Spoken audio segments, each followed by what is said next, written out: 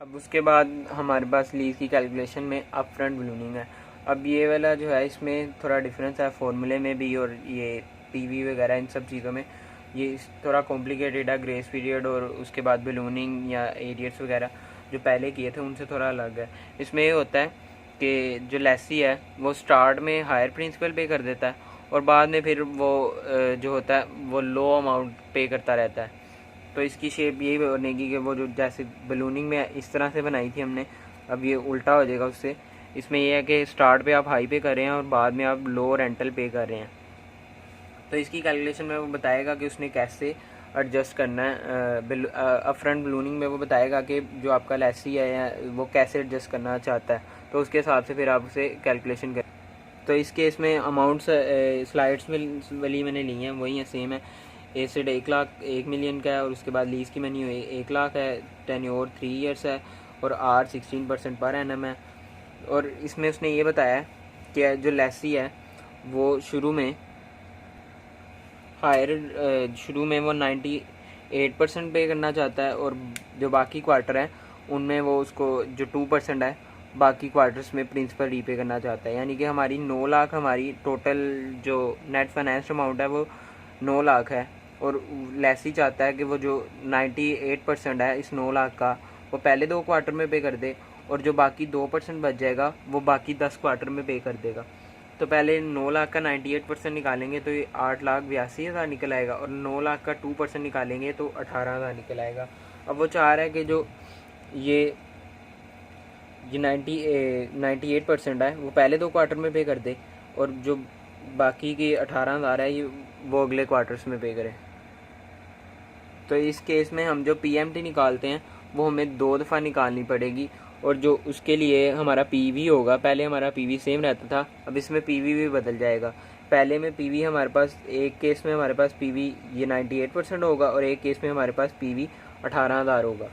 तो सबसे पहले जो पहले 2 क्वार्टर हैं उनका हम रेंटल कैलकुलेट करते हैं। तो पहले 2 क्वार्टर के लिए फॉर्मूला तो वही है, PMT is equal to PV divide by A, जिसमें पीवी हमारे पास 98% होगा 9 लाख का और आगे जो फॉर्मूला है उसमें लिखेंगे 1 - 1 डिवाइड बाई 1 प्लस आर की पावर एन माइनस जो रेंटल उसने एडजस्टेड करवाए हैं ये आर लिखा है मैंने और उसके बाद डिवाइड बाय आर है। अब ये इन वैल्यूज़ को फॉर्मूले में पुट करेंगे तो ये जो आर है हमारे पास जो रिमेनिंग क्वार्टर्स हैं वो जिन क्वार्टर्स के लिए एडजस्टमेंट 4 है हम उसे सिर्फ एन में लिखेंगे।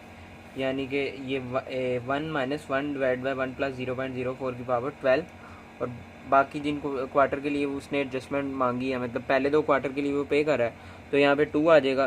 पहले 2 क्वार्टर के लिए वो हायर प्रिंसिपल पे कर रहा है, यानी कि जो 8,82,000 है वो पहले 2 क्वार्टर्स के लिए पे कर रहा है तो यहाँ 2 आ जाएगा, इसलिए 12 - 10 लिखा हुआ है। तो इसकी पावर 2 आएगी। ये फॉर्मूले में पुट करने के बाद वैल्यू आएगी 1.8861।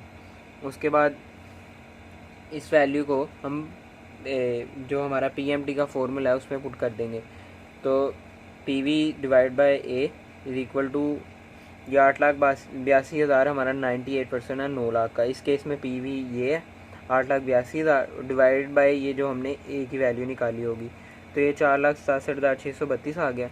अभी ये रेंटल नहीं निकला, अभी हमने इसमें एक और एडजस्टमेंट करनी है। वो एडजस्टमेंट ये है कि हमने हमारा जो रेंटल है हमारा जो मार्कअप है हमने उसको भी इस रेंटल में ऐड करके लिखना है, यानी कि उसकी एडजस्टमेंट करनी है। जो बाकी इसका 2% बचा होगा ना इस प्रिंसिपल में हमने 2% नहीं ऐड किया तो इसलिए उसका जो मार्कअप है उसको एडजस्ट करके इसमें ऐड करना पड़ेगा रेंटल की कैलकुलेशन में। तो वो इस तरह से होगा कि पहले हमारा जो 9 लाख होगा हम उसको 4% ही मार्कअप है ना, तो 9 लाख को 4% से मल्टीप्लाई करवाएंगे तो ये 36,000 निकल आएगा। फिर हम हमारा जो 98% निकाला था हमने 8,82,000 इसको मल्टीप्लाई करवाएंगे 4% से तो ये 35,280 निकल आएगा। अब ये 36,000 और 35,280 निकला है, इन दोनों का जो डिफरेंस है वो 720 आ जाएगा।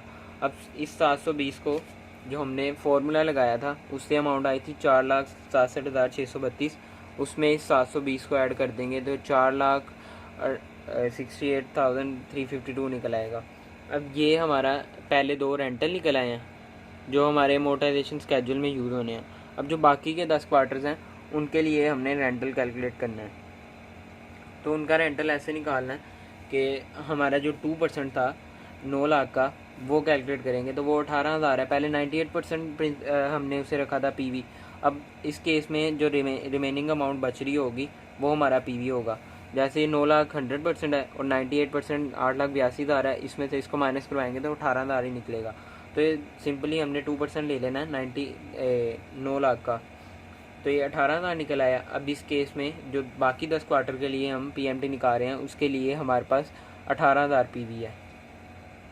और ए के लिए हम ये करेंगे, पहले हमने 2 रखी थी पावर एन की, और उसके बाद जो बाकी क्वार्टर बच गए हैं वो 10 हैं, तो हम जो एन के साथ एन में से एन वो रखेंगे जो बाकी क्वार्टर हमारे पास बच गए हैं।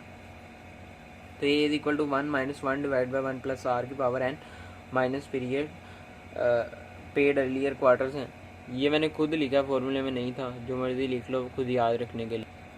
यहाँ पी की जगह पी आर भी कर सकते हैं, पीरियड रिमेनिंग, जो टेन्योर या क्वार्टर से रिमेनिंग है वो लिख लेंगे। तो जो हमारे पास बाकी क्वार्टर बच गए हैं वो 10 क्वार्टर हैं, तो एन माइनस जो 2 हमने पहले पे कर दिए उसको माइनस करवाएंगे तो 10 बच जाएगा, तो 12 - 2 लिखा हुआ है। इसलिए इन वैल्यूज़ को फॉर्मूले में पुट करेंगे।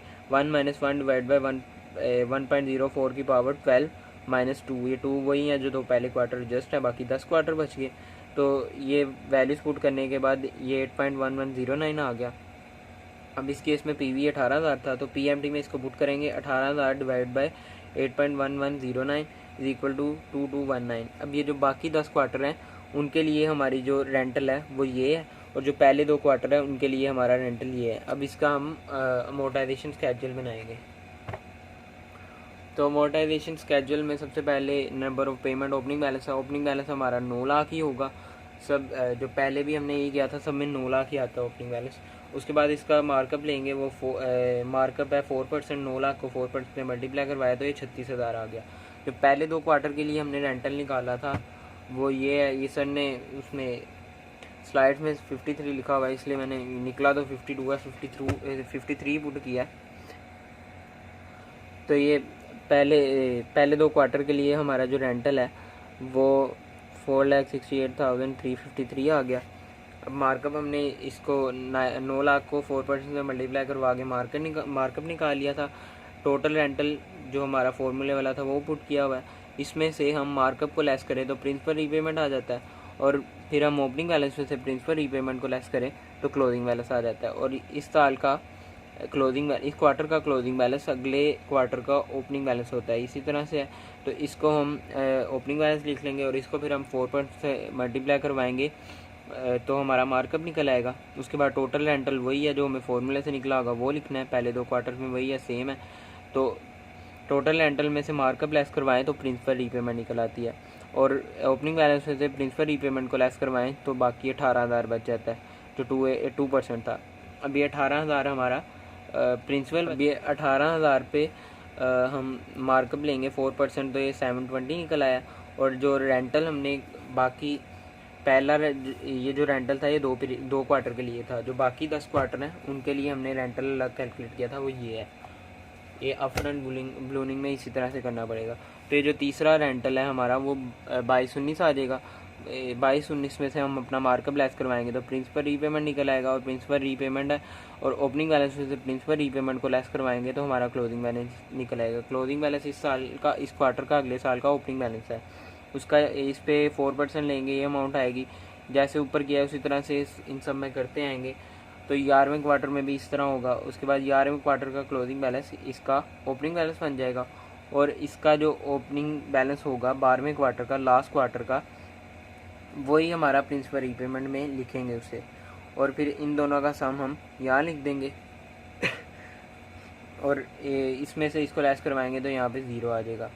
अब ये इनका टोटल मैंने खुद नहीं किया था तो शायद थोड़ा डिफरेंस हो, क्योंकि मैंने सर के हिसाब से ये वैल्यूज पुट की। अब इसके बाद इन सब कॉलम्स का टोटल करेंगे, मार्कअप का, प्रिंसिपल रीपेमेंट का, टोटल रेंटल का। अब ये जो टोटल है मैंने सर से स्लाइड से देख के लिखे थे, तो इसलिए शायद इसमें थोड़ा डिफरेंस हो।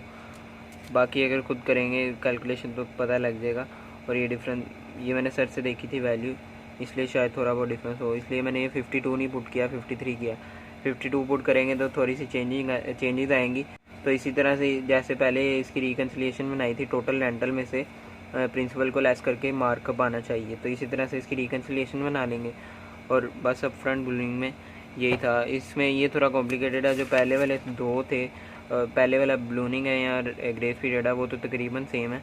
इसमें थोड़ा डिफरेंस है कि आपको प्रिंसिपल ये PMT 2 दफ़ा कैलकुलेट करना पड़ता है और फिर इसमें मार्कअप वगैरह ऐड करना पड़ता है, तो ये उनसे थोड़ा कॉम्प्लिकेटेड है।